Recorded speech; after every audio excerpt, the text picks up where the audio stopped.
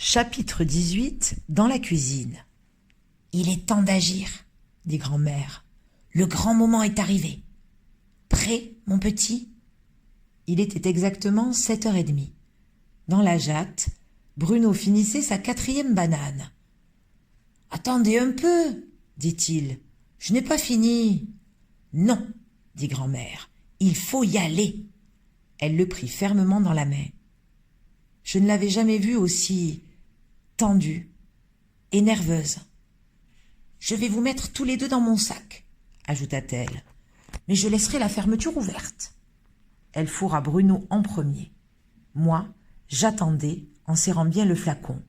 « À ton tour, mon petit, » dit-elle. Elle me souleva et me donna un baiser sur le museau. « Bonne chance, mon petit. Tu as une queue, tu le sais. »« Une quoi ?» demandai-je. « Une queue, » répéta grand-mère. « Une longue queue qui peut te servir dans la cuisine. » Je n'y avais jamais pensé. Saperlotte, quelle queue! Je ne vois plus qu'elle maintenant. Je peux même la remuer. Elle est vraiment très longue. J'en ai parlé, dit grand-mère, parce qu'elle pourrait être utile. Tu peux en faire un lasso pour attraper les objets. Tu peux même te balancer au bout, comme une liane, et mieux, descendre ou monter les étagères. Oh, dommage que je ne l'ai pas su plus tôt, dis-je. Je me serais entraînée. Trop tard maintenant. Il faut partir. Elle me fourra au fond du sac, mais je repris vite mon perchoir habituel dans la petite poche, mon poste d'observation en quelque sorte. Grand-mère prit sa canne et sortit dans le couloir. Elle se dirigea vers l'ascenseur. Elle appuya sur le bouton et la cabine monta au 5e. Elle était vide. « Écoute, dit-elle, je ne te parlerai pas beaucoup quand nous serons dans la salle de restaurant. On me prendrait pour une folle qui radote. » L'ascenseur s'arrêta avec une petite secousse. Nous étions déjà au rez-de-chaussée. Grand-mère traversa le hall et entra dans la salle de restaurant. C'était une pièce immense, avec des dorures au plafond et de grands miroirs sur les murs. Tous les clients de l'hôtel avaient leur table réservée. La plupart étaient déjà installés à table et commençaient à manger. Les serveurs s'activaient dans la salle, transportant des assiettes et des plats. Notre table était située contre un mur, au milieu de la pièce. Grand-mère la rejoignit et s'assit. De mon perchoir, je voyais au milieu de la salle 2 longues tables qui n'étaient pas encore occupées. Sur chacune, il y avait un petit écriteau avec la mention « Réservé aux membres de la SRPEP ». Grand-mère regarda ces 2 longues tables sans rien dire. Elle déplia sa serviette et la posa sur son sac. Sa main glissa sous la serviette et m'attrapa avec douceur. « Je vais te poser par terre, » murmura-t-elle. « La nappe descend jusqu'au sol et personne ne te verra. Tu as toujours le flacon ?»« Oui, » chuchotai-je. « Je suis prêt, grand-mère. » C'est à ce moment-là qu'un serveur, habillé de noir, s'arrêta devant notre table. Je voyais ses jambes sous la serviette et je reconnus aussitôt sa voix. Il s'appelait William. « Bonsoir, madame, » dit-il à grand-mère. « Où est passé le jeune monsieur ?»« Oh, il ne se sentait pas très bien, » répondit grand-mère. « Il est resté dans sa chambre. »« Je suis vraiment désolé pour lui, » dit William. « Ce soir, nous avons de la soupe aux pois comme entrée. Et comme plat principal, vous avez le choix entre un filet de sole braisé ou du rôti d'agneau. »« Une soupe de pois et un rôti d'agneau, s'il vous plaît, » commanda grand-mère. « Mais ne vous pressez pas, William. En fait, pourriez-vous m'apporter un verre de madère en apéritif ?»« Bien volontiers, madame, » dit William, et il repartit. Grand-mère fit comme si elle avait fait tomber quelque chose, et elle se baissa pour me poser par terre sous la table. J'étais seule à présent, avec mon précieux flacon. Je savais exactement où se trouvait la porte d'entrée de la cuisine. Il ne fallait surtout pas traverser la salle en passant de table en table. C'était trop risqué. Il me fallait raser les murs jusqu'à la porte de la cuisine. Je courus. Comme l'éclair, je filai. Et personne ne m'aperçut. Tous les gens plongeaient le nez dans leur assiette. Mais pour atteindre la porte de la cuisine, il fallait traverser l'entrée de la salle de restaurant. J'étais sur le point de le faire lorsque jaillit un groupe de femmes. Je me collai vite contre le mur. Au début, je vis seulement les chaussures et les chevilles de ces femmes. Mais quand je jetai un coup d'œil vers le haut, je vis que c'étaient des sorcières. J'attendis qu'elles passent, puis je filai vers la porte de la cuisine. Un serveur l'ouvrit pour y entrer. Je me glissai à sa suite et me cachai contre une poubelle. Je restai là plusieurs minutes, écoutant tout. Quel endroit infernal! Quelle vapeur, quel boucan avec le tintamarre des casseroles et le vacarme des cuisiniers et des marmitons! Les serveurs entraient et sortaient sans cesse, en hurlant les commandes. 4 soupes, 2 agneaux et 2 sols pour la table 28. 3 tartes aux pommes et 2 sorbets à la fraise pour la 17. Au-dessus de moi, pas très haut, il y avait une poignée pour soulever la poubelle. Tout en tenant le flacon, je bondis et j'accrochai le bout de ma queue à cette poignée. Et je me balançai à droite, à gauche, de bas, en haut. C'était formidable. J'adorais ça. Oh, voilà ce que ressent un trapéziste quand il saute dans le vide, d'un trapèze à l'autre. La seule différence est que moi, je peux me balancer de haut en bas. Ma queue peut me faire voltiger dans toutes les directions. Peut-être deviendrai-je une souris de cirque plus tard. C'est à ce moment-là qu'arriva un serveur, un plateau à la main. La vieille rombière de la table 14 trouve sa viande trop dure. Elle réclame un meilleur morceau. Donne-moi son assiette, dit l'un des cuisiniers. Je me laissai tomber par terre pour mieux voir la scène derrière ma poubelle. Je jetai un coup d'œil et je vis le cuisinier gratter le morceau de viande, puis lui donner une claque. « Allons les marmitons, un peu de sauce !» dit-il. Il fit le tour de la cuisine et devinez ce qui se passa. Les cuisiniers et les marmitons crachèrent dans l'assiette de la vieille dame. « On va voir maintenant si sa viande lui convient !» dit le cuisinier en rendant l'assiette au serveur. Presque aussitôt surgit un autre serveur qui cria « Les membres de la SRPEP réclament leur soupe !» Vite, je remontai au sommet de la poubelle et j'en fis le tour en ouvrant grand les yeux et les oreilles. Le chef, avec sa grande toque blanche, ordonna « Mettez la soupe des congressistes dans la grande soupière en argent. » Il plaça une immense soupière sur un banc de bois qui se trouvait le long du mur, en face de moi. Oh, c'est dans cette soupière que je vais mettre la potion, pensai-je. Je remarquai que près du plafond, il y avait une longue étagère où étaient entassées des casseroles et des poêles. Si j'arrive à grimper sur cette étagère, me dis-je, alors j'aurai gagné. Je pourrai directement verser la potion dans la soupière en argent. Mais d'abord, il fallait traverser la cuisine. Il me vint une idée géniale. J'accrochai le bout de ma queue à la poignée de la poubelle et je me mis à me balancer de haut en bas, de plus en plus haut. Et puis, brusquement, je décrochai ma queue de la poignée et je fus propulsé avec une telle force que je traversai toute la cuisine et que j'atterris sur l'étagère du milieu. Dieu du ciel, pensai-je, quel prodige peut-on faire avec une queue de souris et dire que je ne suis qu'un débutant? Personne ne m'avait vu. Sur cette étagère, je découvris un tuyau d'eau. Excellent moyen pour grimper sur l'étagère supérieure. En moins de temps qu'il ne faut pour le dire, j'étais sur la plus haute étagère parmi les casseroles et les poêles. Je savais que personne ne pouvait me voir perché là-haut. C'était la meilleure position stratégique. J'avançai jusqu'à me trouver juste au-dessus de la grande soupière en argent. Je dévissai le couvercle de mon flacon, je rampai vers le bord de l'étagère et vite, je fis couler la potion dans la soupière. Il était temps. L'un des cuisiniers arrivait avec une gigantesque casserole de soupe fumante qu'il versa dans la soupière. « La soupe pour les congressistes est prête !» dit-il. Un serveur emporta la soupière en argent.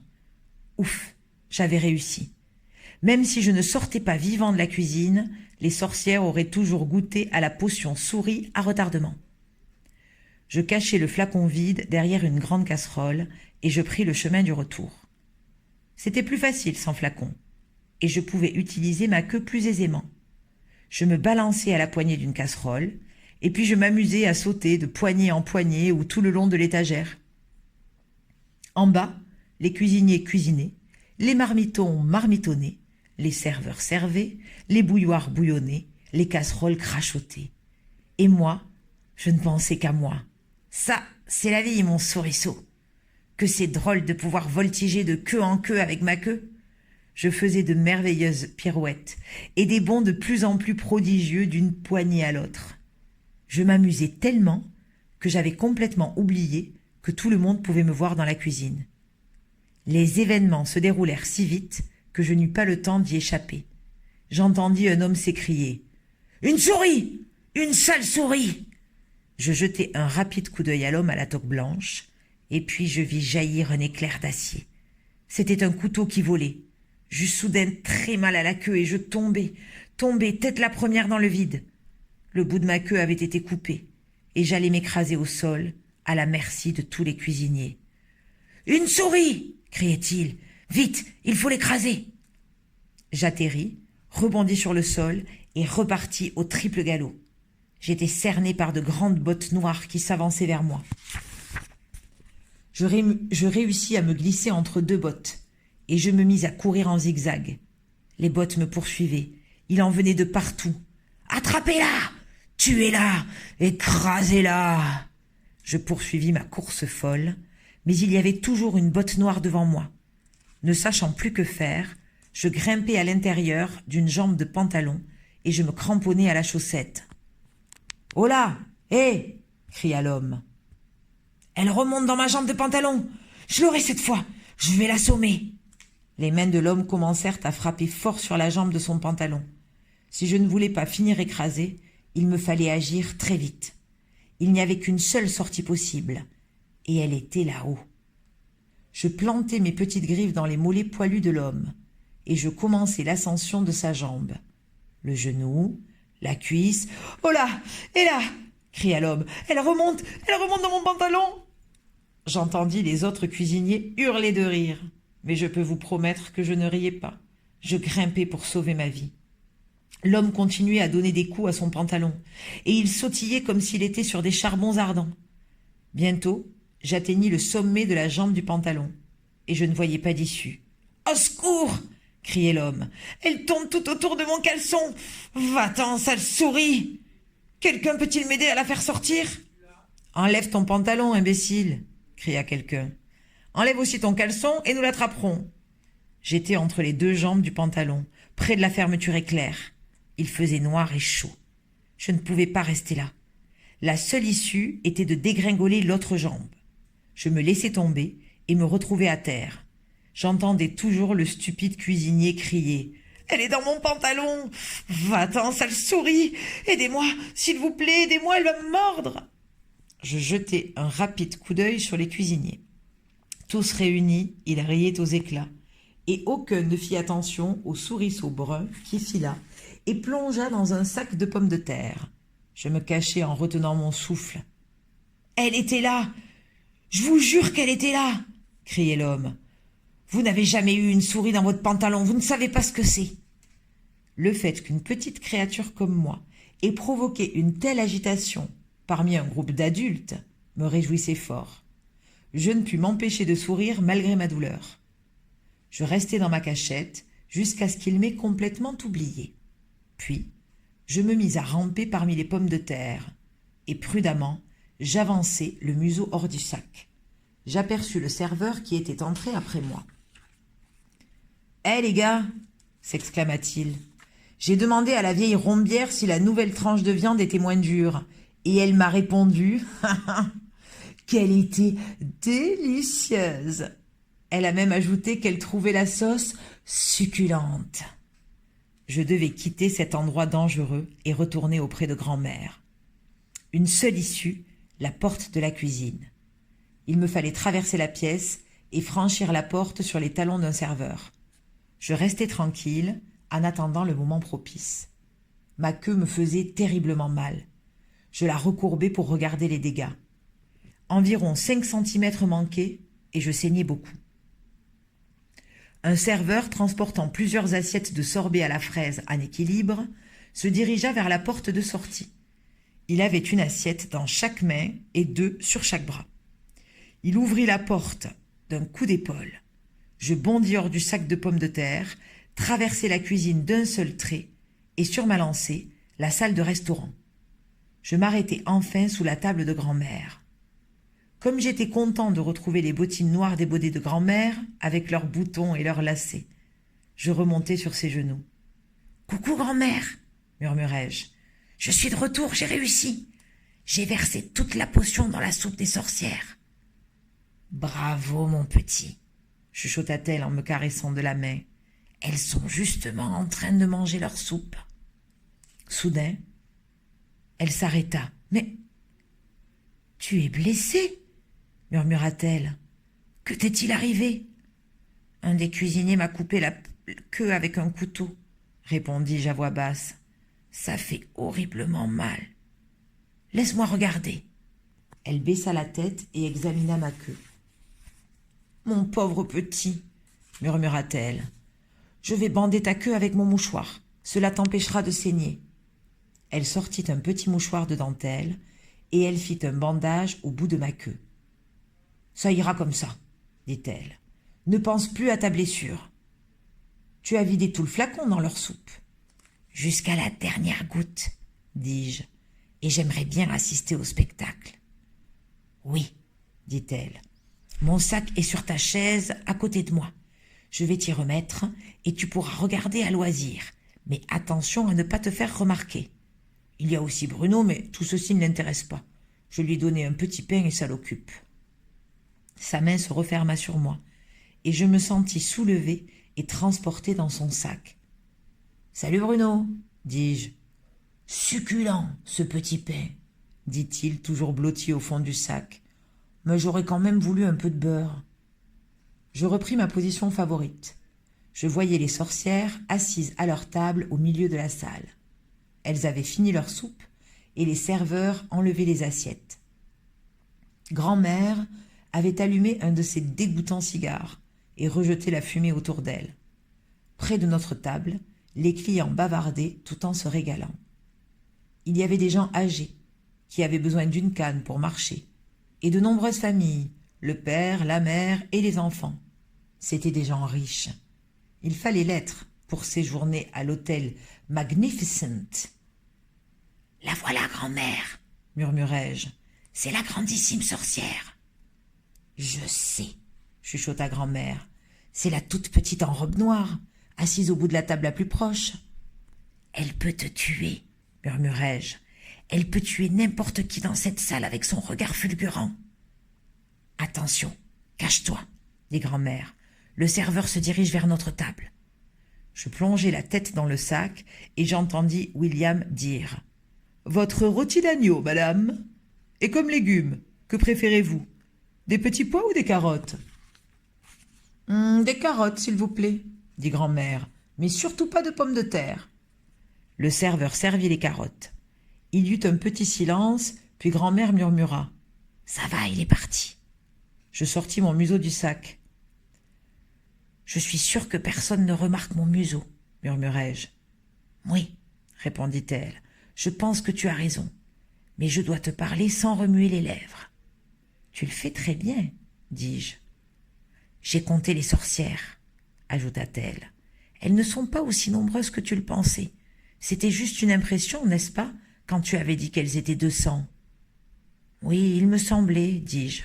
« Moi aussi je m'étais trompée, » dit grand-mère. « Je pensais qu'il y avait beaucoup plus de sorcières en Angleterre. »« Combien sont-elles » demandai-je. « 84, » répondit-elle. « Elles étaient 85, dis-je, puisqu'une sorcière a été frite comme une frite. » À ce moment-là, je vis M. Jenkins se diriger droit vers notre table. « Attention, grand-mère, » murmurai-je. « Voici le père de Bruno. »